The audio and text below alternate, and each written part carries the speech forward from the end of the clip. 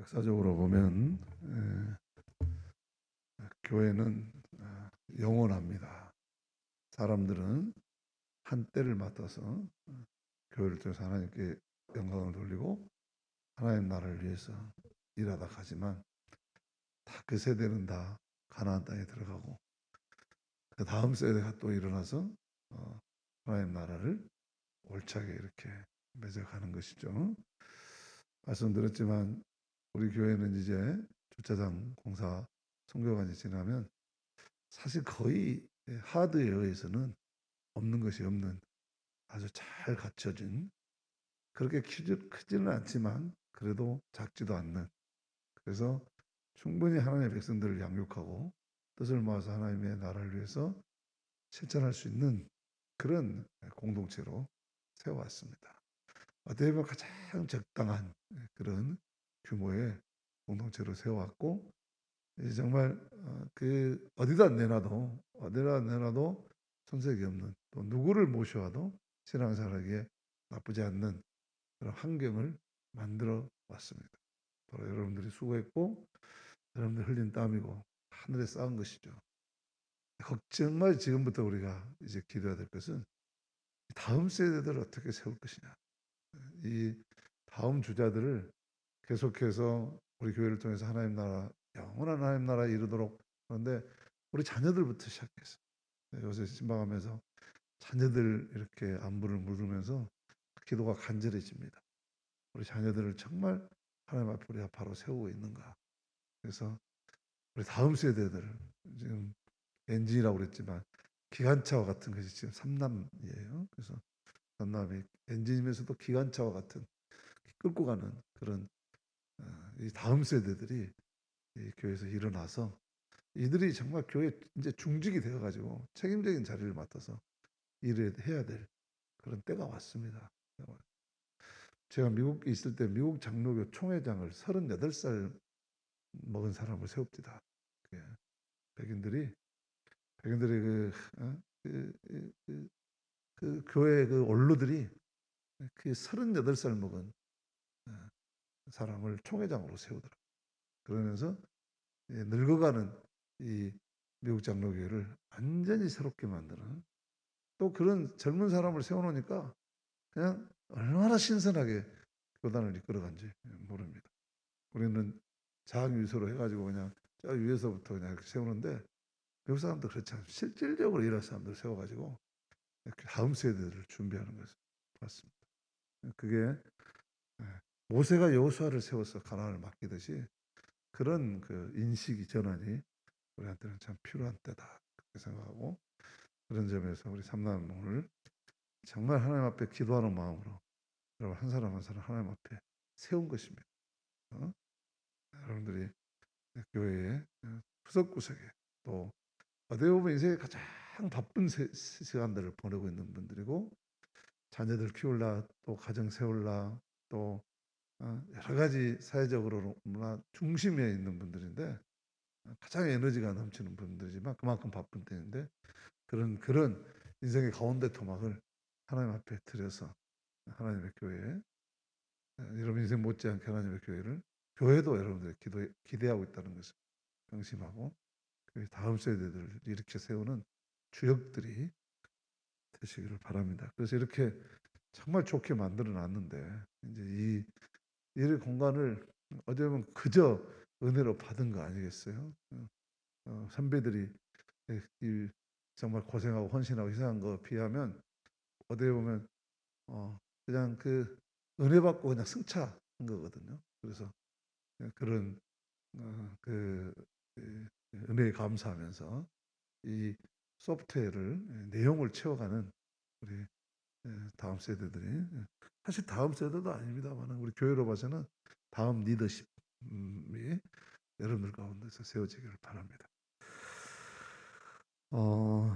오늘 말씀도 지금 신명기 계속 읽고 있는데 신명기에서 계속 지금 모세가 관심하고 있는 게 바로 다음 세대들, 다음 세대. 이 1세대들은 이게 광야에서 이 1세대 어떻게 보면 실패했지만 엄밀한 의미에서 1세대들이 실패한 게 아니에요. 하나님의 백성들을 만들어 감에 있어서 굉장히 많은 교훈을 남겨준 세대예요.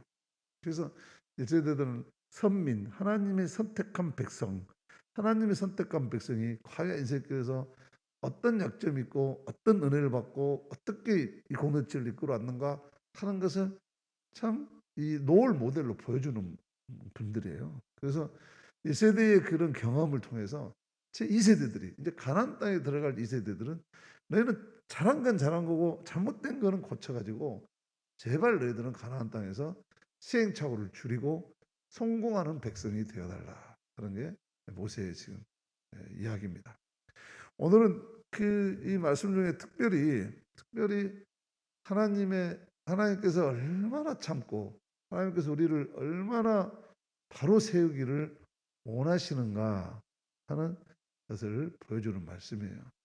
결론부터 말하면 모세가 금송아지를 섬기고 있는 이 시내산 밑에 백성들을 보고 화가 나서 돌판을 던져버려 이 십계명 받아오던 그 돌판을 던져버려 깨져버리잖아요. 그것은 사실은 모세가 깬 게 아니라 이스라엘 백성들이 먼저 하나님과의 언약을 깬 거죠. 시내산에서 40일 동안 금식하면서 하나님의 약속의 말씀을 받으러 갔는데 그새를 못 참고 땅에서 금송아지를 만들고 그것이 하나님이라고 그래서 거기에 절하고 우상 숭배하고 있었단 말이죠. 그 모세는 너무 기가 막혀서 내가 이런 거 받아갖고 오면은 뭐하냐 이게 받아갖고 오면 내가 뭐하냐 너희들 이렇게 돼 있는데 하나님께서 주신 이 말씀이 이게 너희들이 받을 자격이나 있는 거냐 하고 던져서 깨버린 거예요. 그래서 실질적으로 깬 것은 이스라엘 백성들이 먼저 언약을 깬 것이죠. 그리고 그 깨버린 언약에 모세가 코사인을 한 거예요. 우리와 하나님과의 언약은 이로써 파괴되었다 하고 끝났다 이제 하고 돌판 깨버린 거거든요. 사실 이스라엘 백성들을 시내산까지 인도하실 때는 그냥 하나님께서 바로 가나안 땅으로 인도하지 않고 시내산을 거쳐서 가게 하신 데는 두 가지 목적이 있었어요. 첫째는 시내산에서 다시 한번 계약을 확실히 맺겠다는 거예요. 애굽에서 나올 때는 그냥 막 정신없이 나왔기 때문에 애굽에서 나올 때 정신없이 나왔기 때문에 이 이스라엘 백성들의 정체성에 대해서 하나님이 이게 계약을 맺지를 못했어요. 그래서 일단 건져놓고 일단 우리가 제약의 세상에서 예수 믿고 구원받으면 그 다음에 세례 공부를 통해서 세례를 받으면서 약속을 하는 것이죠.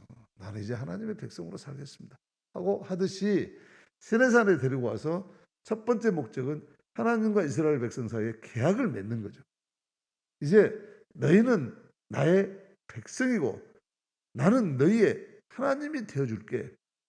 그러나 우리가 계약을 맺는데 약속인데 이 정도는 지켜야 된다 하고 주신 게 십계명이에요. 하나님의 백성은 이 정도 10가지 계명은 지켜야 된다. 크게 나눠서 하나님 사랑과 이웃 사랑의 삶을 살아내라 하고 그렇게 하면 우상 섬기지 말고 이웃 사랑하고 살면 내가 너를 끝까지 보여주겠다 하고 약속을 맺은 거거든요. 그래서 그 약속을 맺어서 이스라엘 백성들의 정체성을 확실하게 심어주기 위해서 시내산에 데리고 온 거고 두 번째는 시내산에서 하나님께서 모세를 통해서 성막 설계도를 주십니다. 모세에게 이제 그동안에는 내가 이렇게 막 기적으로 막 이렇게 했지만 이제는 너희들이 가나안 땅에 가는 동안에 아무래도 내가 너희들과 함께 있어야 되겠다. 그러니까 모세야 나를 위해서 이렇게 성막을 지어라. 그러면 내가 항상 너희와 함께 하겠다. 하나님이 이스라엘 백성들과 함께 한다는 임재의 상징으로 성막 설계도를 준 거예요. 그래서 이 두 가지 목적 때문에 하나님의 말씀과 하나님의 성막을 지으라는 이 설계도 두 개를 시내산에서 준 거지 이스라엘 백성들에게. 근데 그새를 못 참고 와서 약속도 깨버리고 그 다음에 하나님이 임재하실 곳에다가 그냥 우상을 섬기고 그래서 모세가 돌판을 깨므로써 이런 약속이 다 깨졌다 하고 끝났다고 한 거예요. 그런데 하나님께서는 끝내시지 않잖아요. 하나님 끝내시지 않고 다시 모세를 불러서 물론 거기에서 송아지를 만들었던 그 사람들의 주역들은 다 불살라서 심판을 하셨고 모세가 이제 자기가 중보기도를 해가지고 한 번만 용서해 주십시오 해가지고 빌어서 회복이 되는 과정에 하나님 모세에게 이제 말씀하시는 거예요. 하나님의 긍휼하신 사랑 때문에 다 죽이지는 않아. 일부 주동자들만 불사르고, 그리고 내가 다시 그러면 다시 내가 말씀을 주겠다. 그래서 돌판을 만들어 와라. 그 이제는 이 말씀을 그냥 네가 손에 들고 다니다가 또 깨부면 안 되니까 이 돌판을 담을 언약궤를 만들어 와라. 그래서 이 오늘 말씀은 다시 모세가 돌판을 만들고, 그리고 하나님의 말씀에 따라 언약궤를 만들어 가지고 다시 산에 올라가서, 사실 같은 글을 두 번 쓴다는 건 굉장히 번거로운 일입니다. 그러나 하나님은 그럼에도 불구하고 똑같은 계명을 다시 써서 깨어진 언약을 회복시켜 주셨다. 그리고 언약궤에 담아서 보관하라고 했다 하는 것이 오늘 읽은 신명기 10장 1절에서 5절까지의 말씀이에요. 우리는 여기서 무엇보다도 먼저 하나님께서는 깨어져 버린, 언제나 먼저 약속을 깨는 것은 우리들이에요. 하나님은 신실해서 하나님 약속을 깨질 않아. 언제나 하나님의 약속을 깨버려. 출애굽에서 거룩한 성도로 산다고 그러면서도 조금만 틈만 주면 깨버리는 게 인간이에요. 그러나 하나님은 지금도 다시 말씀으로 회복시켜 주시고, 다시 말씀을 주셔서 왜 주시죠? 다시 우리의 하나님 되어 주심으로 우리가 가나안 땅을 얻도록, 천국 백성으로 돌아오도록 이 땅에 사는 동안 하나님이 다시 말씀을 주신다 그 말이죠. 오늘 수요예배는 그런 의미가 있어요. 수요예배는 지난 주일날 받은 말씀을 가지고 가서 살다가 3일 동안 다 깨트려 버리고 다 우상 숭배하고 다 잊어버리고 오면, 다시 하나님께서 수요일날 말씀을 다시 써주신 그 마음밭에 다시 말씀을 써서 다시 신앙을 회복해서 하나님의 말씀을 하도록, 그렇게 우리가 해석할 수도 있어요. 하나님, 우리가 작게는 이런 것부터 크게는 우리 인생살이에서 정말 우리가 스스로 하나님과의 약속을 깨어버릴 때 그것이 끝난 것이 아니라 오늘하신 하나님은 다시 우리를 부르셔서, 그래서 우리에게 다시 새로운 말씀을 주시기 원하시는 분이시다 하는 것은 우리가 성경에서 볼 수 있어요. 그러면 맨날 깨버리고 다시 오면 되겠네, 그런 뜻은 아니죠. 하나님의 사랑이라고 하는 것, 하나님의 은혜라고 하는 것은 언제나 우리가 실패하고 넘어짐에도 불구하고 다시 세우시기를 원하시는 회복의 하나님인 것을 우리가 알고, 그 회복의 하나님을 알아야 더럽기만 하면 깨져갖고도 못 와요. 그런데 그런 회복의 하나님을 알기 때문에 우리가 회개하고 돌아올 수 있는 근거가 마련돼요. 돌아온 탕자처럼 아무리 잘못했어도 돌아가면 받아주실 것이다 라는 믿음이 생기는 것이죠. 우리가 믿는 하나님은 바로 그런 하나님이다. 깨어진 언약을 회복시켜 주시는 하나님이시다 하는 것이 오늘 신명기 10장에서 강력하게 신명기 저자가 우리에게 전하고 있는 메시지입니다. 그런데 여기서 이제 이 하나님 말씀을 주신 그 돌 다시 만들어 오잖아요. 그러니까 우리가 언제나 하나님의 말씀을 지금은 마음의 신비의 세계라고 했어요. 돌판을 가지고 나가는 거 아니에요? 하나님은 이제 이게 성경 말씀으로 다 인간의 기술에 의해서 다 기록해서 성경 말씀으로 담아주셨어요. 이제 성경 말씀을 통해서 담아주신 이 말씀을 통해서 우리에게 말씀하시는 하나님의 말씀을 어디다 새기냐? 이제 우리 마음의 신비에 새기고 우리 삶 가운데 새겨야 돼. 삶으로 번역해내. 그 우리가 이렇게 기도해야지. 하나님, 이 말씀이 내 마음의 신비에서 각인되어 가지고 내가 이 말씀의 능력으로 살아가고 있습니까? 세파에 시달다 보니까 이 또렷했던 말씀이 다 지워져 버리고 흐릿해져 버리고 그냥 정신이 몽롱한 것처럼 내 마음속에서 다 금방 지워지기 일보 직전입니다. 그러니 하나님 오늘 날마다 새벽마다 또는 이렇게 수요일날 또는 주일날 하나님 내가 마음의 밭을 다시 깨끗하게 정결하게 해서 주님 앞에 가지고 나왔습니다. 내 이 마음의 밭 다시 만든 이 마음의 밭에 주여 말씀을 새겨 주시옵소서. 내 말씀을 새겨 주셔서 내가 다시 하나님의 말씀에 힘을 입어서 살아가게 주십시오 하고 기도해요. 내 마음뿐만 아니라 주님, 우리 가정이 하나님 주신 말씀이 다 사라져버리고 걱정 근심으로 가득 찼나이다. 언제 이렇게 되버린지 모르겠는데 어쨌든 내가 다시 우리 가정이 하나님의 말씀으로 회복되기를 원합니다. 그래서 부활절에 대신방을 하면서 주님, 우리 가정에 말씀해 주십시오. 내가 우리 가정을 깨끗하게 다시 돌판을 만들어서 주님 앞에 가지고 나갑니다. 이런 믿음으로 신방도 받고 그래야 되는 거 아니에요? 그런 믿음 없이 그냥 교회에서 그냥 하니까 그냥 이렇게 해가지고 우리 영적인 발전이 없죠. 늘 우리의 가정이 깨어졌습니다. 다시 살아날 길은 하나님 말씀밖에 없습니다. 또렷하게 하나님 말씀으로 다시 우리 가정을 새겨주시고 일어서게 해주십시오 하고 가지고 나와야 돼요. 또 우리 교회가 하나님 말씀이 사라지고 교회가 하나님의 능력이 나타나지 않으면 주여, 우리 교회의 공동체가 성도들이 말씀이 죽었습니다. 다시 말씀을 살리기 원합니다. 그래서 제가 이번 부활절 대접하면서 말씀을 마음의 신비에 새기라고 성경 필사 노트를 나눠드리는 거예요. 성경 필사 노트를 하면서 다시 그게 노트에다 기록되는 것이 아니라 그 말씀이 우리 성도들 가슴가슴마다에 새겨지기를 축복합니다. 그래서 내 말씀을 다시 깨끗한 노트 드렸으니까 이게 내 마음이 되기를 원하고 내 가정이 되기를 원하고 우리 교회가 되기를 원합니다. 다시 여기서 십계명 돌판에 하나님께서 불로 쓰셨던 그 뜨거운 불로 다시 내 마음에 새겨주십시오. 그런 마음으로 성경 필사를 할 때 그 말씀이 확 살아서 역사하면서 나를 고치고 병든 나를 고치고 지어져 버린 내 삶을 다시 세우고 하나님의 말씀을 참으로 우리 삶 속에 굳건히 적용하고 말씀의 능력으로 살아가도록 축복해 주실 줄로 믿습니다. 하나님 다시 그런 하나님이라는 거예요. 그런 하나님 다시 깨져도 다시 가져오기만 가져와라. 오늘도 하나님은 계속해서 우리에게 다시 가져오라는 거예요. 다시 돌판 마음의 밭 다시 한번 가져와라. 언제든지 그런 마음으로 오면 내가 다시 말씀 새겨주겠다. 오늘 이 삼남을 비롯해서 우리 성도들이 바로 이 모세가 이스라엘 백성들에게 강력하게 이 말을 하고 있으면서 하나님께서 다시 새겨주셨다. 그러니 다시 주신 두 번째 말씀, 두 번째 약속, 절대 이것만은 깨지 말고 지켜라 라고 중보 기도했듯이 이런 기도하는 모세가 삼남에서 많이 나오기를 축복합니다. 이 밤에 여러분들 삶 속에서 이 삼남, 이 모세의 자리가 바로 여러분들의 자리가 되기를 바랍니다. 왜 하나님이 그토록 이 말씀을 주시려고 그랬겠습니까?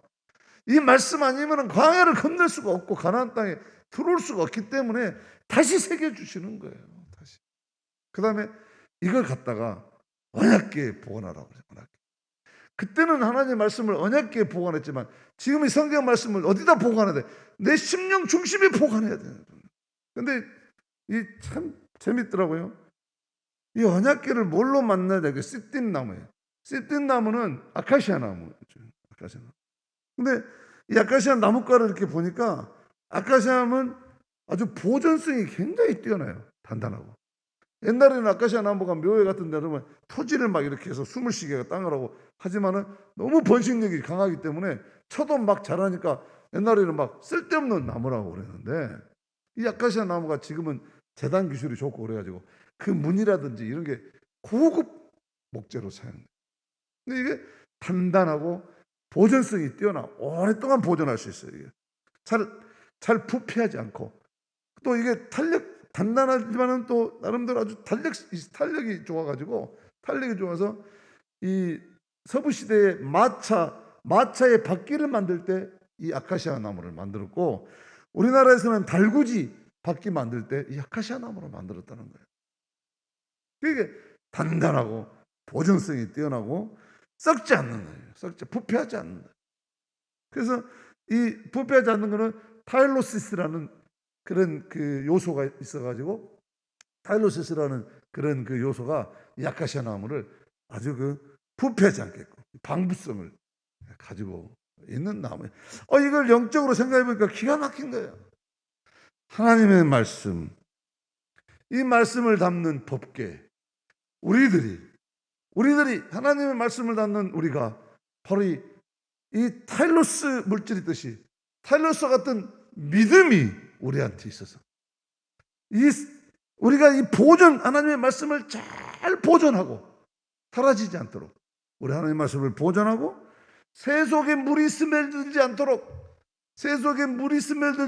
우리가 단단한 마음의 재질을 갖추고, 그리고 썩지 않는 세상의 죄악 가운데 우리 말씀이 썩어버리지 않도록 우리가 보존하는 아카시아 나무와 같은 그런 믿음을 우리가 가져야 된다는 거죠.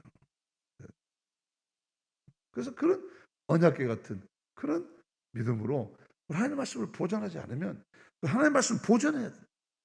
세속에 물이 스며들지 않도록 하고 죄악에서 썩지 않게 하고, 하나님 주신 말씀이 언제까지나 내 가슴 속에서 벅차게 차오르도록, 능력을 발하도록, 말씀이 나를 고치고 말씀이 나에게 힘을 주고 말씀의 기적이 나를 통해서 일어나도록, 그렇게 아카시아 나무 같은 보존력이 뛰어나고 부패하지 않고 썩지 않고 그런 새 속에 물이 스며들지 않듯 그런 믿음으로 법궤를, 말씀을 법궤에 보관했듯이 우리 영혼의 그릇이 그래야 된다 하는 것을 깨닫게 해줘요. 왜 보존합니까? 그렇게 해서 나에게 주신 말씀이 전승하기 위해서, 다음 세대로 전하기 위해서, 하나님 나라 올 때까지 그 말씀을 세상을 갖추는 예수의 가치관으로 사람을 바꾸고 공동체를 바꾸고 세상을 바꿔서 하나님의 통치가 이루어지도록 하기 위해서, 그를 전승하기 위해서, 계승하기 위해서 우리가 그걸 보존해야 된다. 원자면은 우리들이 이 말씀을 우리 가슴 속에 보존하지 않으면 어떻게 전하겠어요? 전할 수가 없는 거죠. 삼남을 비롯한 오늘 말씀을 듣는 저와 여러분들이 이 말씀을 보존하는 법궤와 같아서 우리의 삶을 보고, 말씀이 충만한 우리의 삶을 보고, 이 다음 세대가 말씀으로 일어나고 위로와 격려와 회복과 기적의 말씀으로 인생을 아름답게 세워가고, 그런 하나님의 나라 장수들이 많이 일어나는 우리들의 인생이 되기를 바랍니다.